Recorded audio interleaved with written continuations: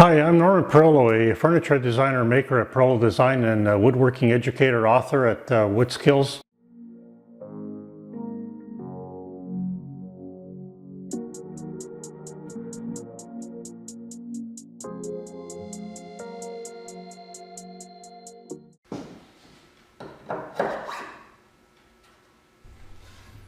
In the next sequences, I will be describing how to effectively set up, configure, and clamp a board to your workbench for jointing using a long-soled jointer plane and a board jack.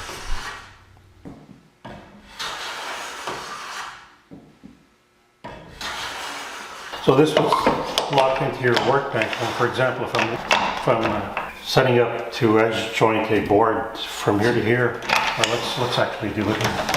And I just lock it in, and then pick up a board.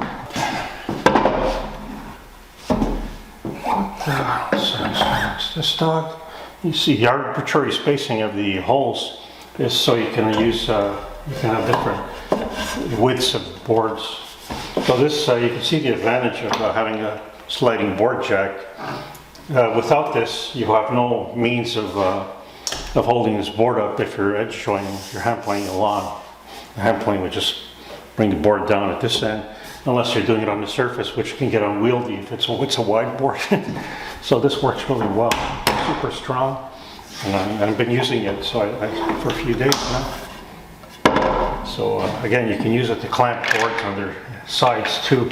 So just remove it. I'll show that functionality. This has got to go over one.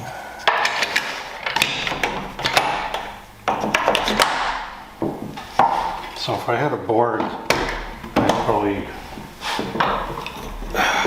I'll bring this dog up. Now if I were processing the edge of this board, either doing dovetails or just working the edge with a block plane, I have with a conventional workbench, I have nothing to hold it up at this end. So this allows me to use this clamp, this surface clamp, lock it in place. Oh, the board bears on the actual surface of the, and it's rock solid. So that's an added functionality of this sliding plug-in board clamp. I can use, of course, you can do panel work as wide as a taller board. Like if I were doing this, I'll just give you an example of why a board jack is so important. If I were trying to hand plane the edge of this without a board jack, you can see that problem. If it needs to sit on the surface of the workbench, it's way too high to be able to hand plane. So this allows me to drop it and attach one end to the face vise and to the board jack. It's rock solid. The stress on this is vertical, so I've allowed for that. So it locks in and the load's vertical, so it's sufficiently strong to hold any weight of wood. And now that we've the relative flat two surfaces, of course we have to joint an edge. So there's different ways of doing this. Now, you could use this system, or I can show you a system I've developed to do this. So I'll remove these bench accessories, and I'll show you what I've done. This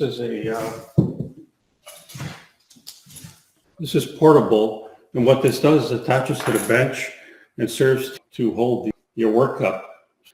I would clamp it into the face vise and use this, so it removes. And now I have two similar workbenches, and it's portable between the workbenches in my case, so I can just leave it on one bench, and I removed it to bring it over here.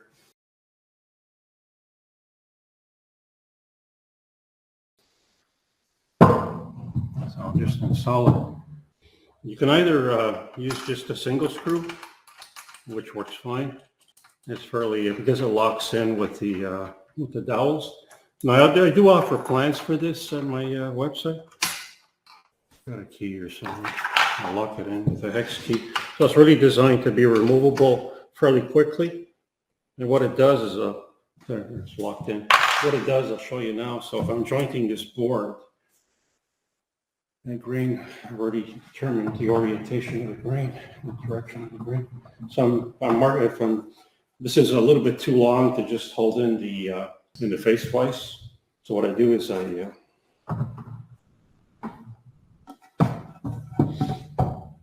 because it has numerous holes, I could insert and remove dogs in the holes. So I'll just set it to that dog. And that's what it does, you see? So I can hand point this now. Should I use a wood body one or a metal body? So you want to use also a long sole plane when you're doing this.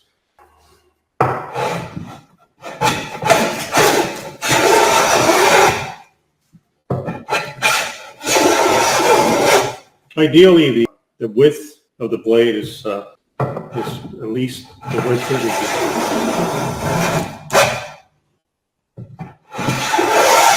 No, I need to back off. The shaves are a bit too thick there. So this is how you do it using a plane hammer. So that retracts the blade. That's better.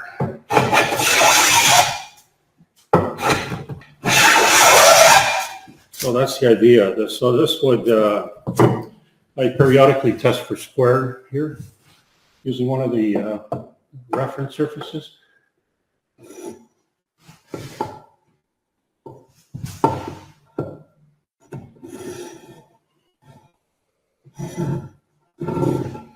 Along the surface. So this process creates two parallel dress surfaces along with an edge, so you can begin to rip this down to size for your furniture components. I mean, it's not the best optimal piece of wood. I wouldn't even use it. I wouldn't only use this portion because of that large knot, and possibly use the shorter pieces. By the way, this makes a huge mess. I do discuss the board jack I just introduced, the portable board jack. It's actually covered in this book, along with individual plans on my wood skill site.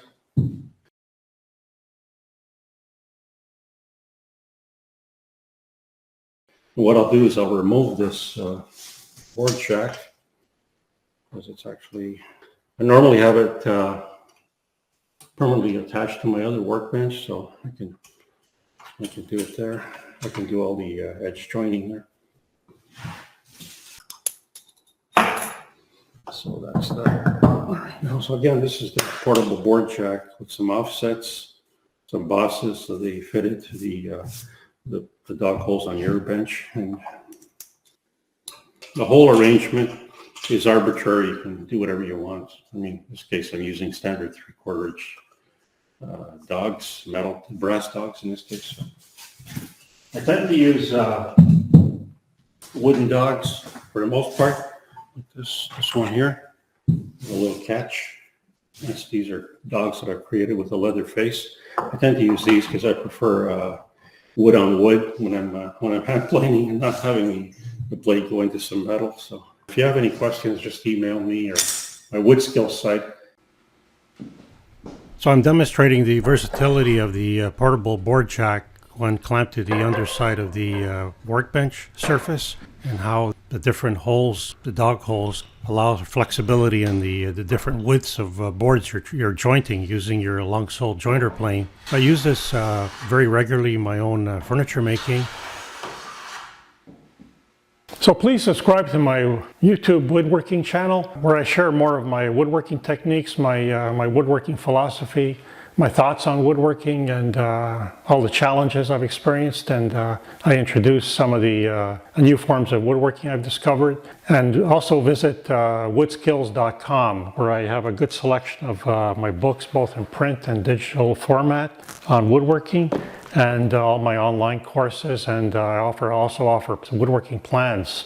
I have maintained a regular blog on what I've got going on in my workshop and in woodworking in general. So enjoy.